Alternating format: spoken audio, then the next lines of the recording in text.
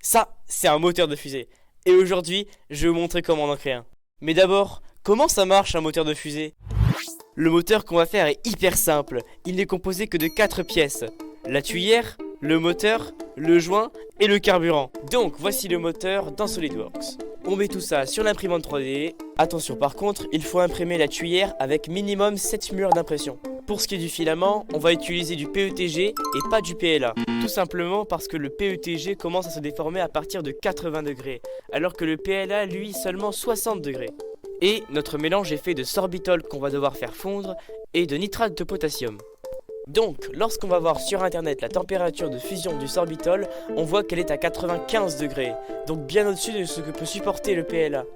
Donc, on part sur du PETG. Et donc, comment notre tuyère peut résister à cette chaleur extrême? Quand les gaz entrent dans la chambre de combustion, ils vont frotter contre les parois du moteur et faire sublimer le plastique, ce qui va emporter la chaleur avec lui. C'est donc un moteur ablatif.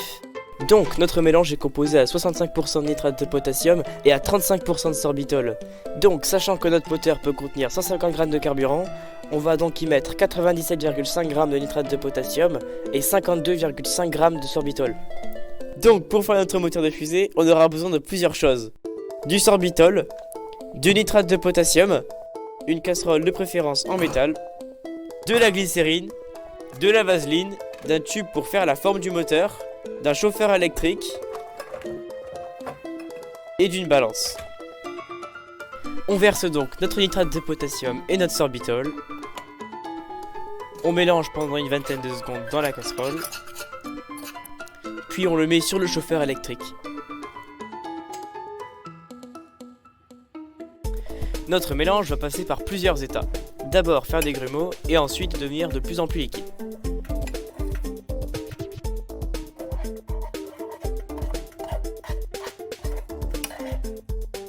Une fois qu'il est suffisamment liquide comme sur la vidéo, il faut ajouter de la glycérine.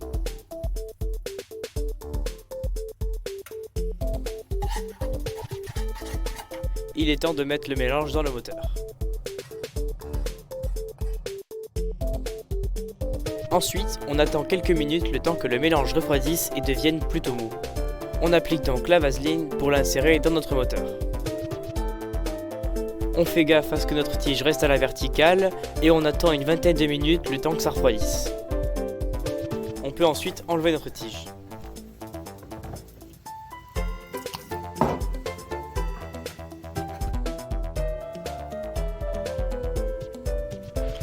On essuie tous les contours du moteur avec un torchon humide. Il est maintenant temps d'assembler la tuyère, le joint et le moteur ensemble. Et pour ce faire, on va avoir besoin de résine époxy.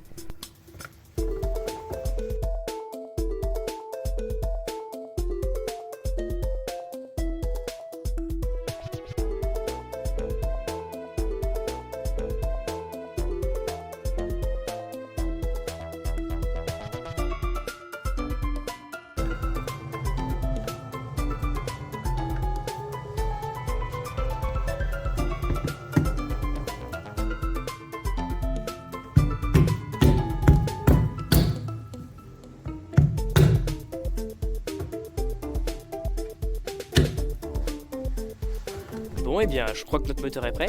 Il ne manque plus qu'un moyen de l'allumer. Et pour ce faire, on va avoir besoin de ça.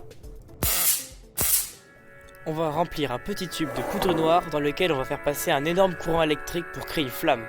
Et donc allumer le moteur. On teste notre allumeur. Il n'y a plus qu'à l'insérer au niveau du moteur et on est bon.